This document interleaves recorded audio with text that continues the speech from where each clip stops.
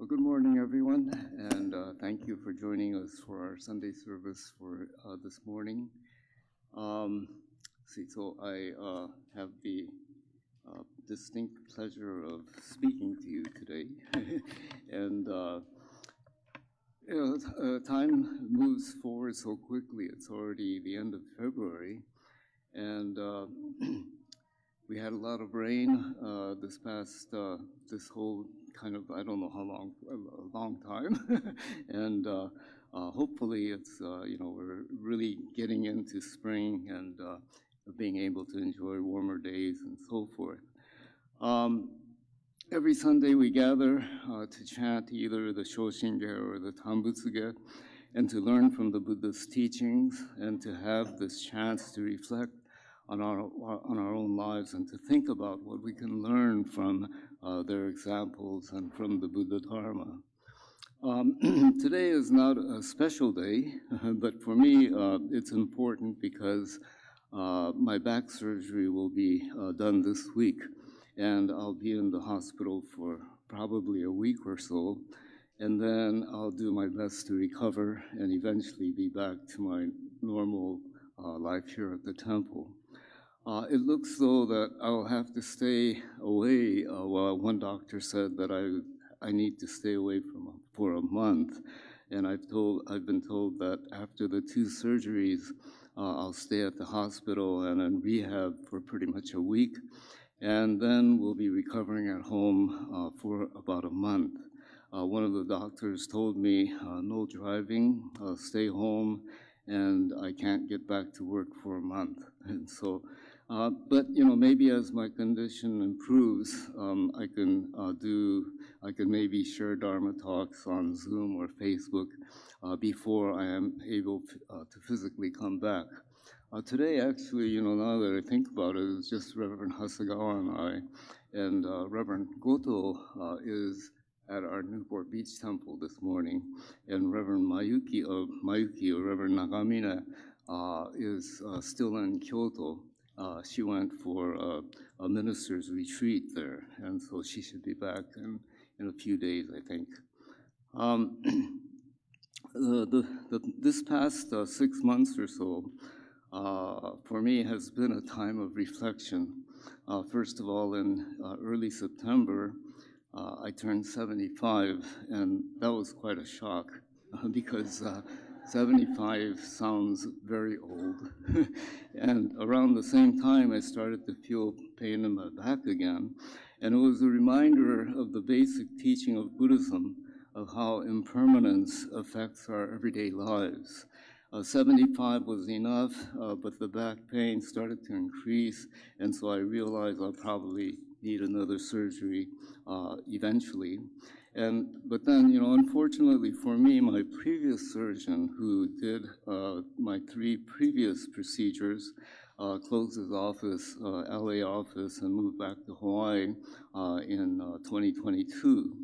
And so it took some time and research to find another good neurosurgeon. And I did meet a couple of doctors, but neither of them seemed right for me. Then, I happened to meet a friend who had heard that I was having problems again. And so he told me about his experience and how his current surgeon did such a great job that he felt totally normal again. And so he gave me his doctor's name and contact info, and I was able to give the doctor a call back in September. And he remembered my friend, and he was happy to accept me as a new patient. And I went to his office once, and much of our communication after that was through Zoom or a phone call. But he did have me do x-rays and other imaging, and after he saw the images, he said, well, it looks like we're going to have to choose surgery. And so originally, the surgery was scheduled for the end of January, but then it was extended to this week. And so the first one will be on February 29th, this coming Thursday. And this one is to open up the back, apparently, and to clear out veins and things like that, so that the second one, the second surgery on March 4th, will be, when they actually fix everything. And it looks like I'll be in the hospital for 2 or 3 days and then transferred to a recovery facility for a while. And as I said earlier, I've been told to stay at home and not drive for a full month and do no work for a month, and that's going to be really hard, but we'll see what we can do. Fortunately, we do have Reverend Nagamine and also the North America District ministers, Reverend Hasegawa and Reverend Goto, and so I think everything will be all right. So this period of dealing with my sore back and feeling the effects of being 75 years old has been a re-encounter for me with Buddhism. And what we've learned over the years is that the Buddha's first teaching was what we call the Four Noble Truths. And we usually define the word duhkha as suffering, or I would say challenging. And in one of the original teachings of Shakyamuni Buddha, he talked about how our lives are subject to what he called the Four Noble Truths. And number one is life is suffering, and the causes of that suffering would be birth, aging, illness, and death. And mixed together with happy things, but the four are the principal ways in which life is what you call difficult and challenging for each one of us. The Buddha said that life is dukkha, life is full of challenges. The principal causes are birth, aging, illness, and death. And traditionally there were 4, but another 4 were added to make 8. And the other 4 are the suffering that comes from being apart from those whom one loves, then the suffering that comes from being together with those one hates, and then the suffering that comes from the fact that one cannot have what one wants, and then the 8th would be the suffering that comes from the fact that one is attached to the what Buddhism calls the 5 elemental aggregates of which one's body, mind, and environment are composed. I'm not really sure what that means. But anyways, my re-encounter with Buddhism occurred during these 5 months or so. I started to feel pain in my back around mid-September, as I said. It wasn't too bad at all then, but gradually the pain started to increase. And I first thought in seeing this is why is birth in there? In terms of the Four Noble Truths. And we can understand aging, illness, and death. But the fact that the idea of birth is in there, it's the start of it's everything. Having a family, increasing our acquaintances. And I've heard that giving birth to a baby is one of the most painful experiences that mothers experience. I think I've told this story to you before, but my classic story about that is about my older sister, Motoko. And there was a time when she was living in Mill Valley up north, near Palo Alto, near, anyways, up in that area. And she was living in this house, and one of my really best friends, Bob Oshta, who's a minister up in Sacramento, happened to be at the house. And this was way back in those days when we started using food processors. And so she was doing something with the food processor, and she put her hand in there, and the top of her finger got lopped off. And so then, she's bleeding, and then my friend Bob is there, and he's holding her finger and trying to keep the blood from coming out too much. And so then he asks her, he says, is the pain that you're feeling now better or worse than when you had your twins, when your twins were born? And then so she looked at her finger and she says, "Oh, this is nothing." and that that was the first time that a male person like me kind of like got an idea of how painful childbirth is. And many of you here have experienced that yourselves. But at any rate, I recently heard an interview of an obstetrician who said babies experience high levels of pain during birth. And I thought that it was the mother that was feeling the pain, but I guess it's both. And for me, this period of my life is realizing that I am old. I'm an old man now, and right now I'm feeling some pain. So it's the second two of the four causes of dukkha, of suffering: old age and illness. Of course, when we pass away is determined by our karma, but by, I would say, our DNA, our environment, and how well or how poorly we take care of ourselves. Of course, the healthiest person in the world could die at any time due to something like a car accident or something like that. Nowadays, with all of the rain, the landslides happening, and the heavy rains and so forth. And so it's really no use comparing our lives to others, even for our own family members. Now, I've been experiencing minor changes in my life that pointed to aging, deteriorating eyesight, hearing, etc. Other things like slightly high cholesterol and just a general slowdown. But maybe until about 5 years or so ago, I was still in pretty good shape. I was trying to exercise regularly, trying to improve my diet, cut out bad habits, and so forth. So even though I knew that I would turn 75 in September last year, I thought there was really nothing to worry about.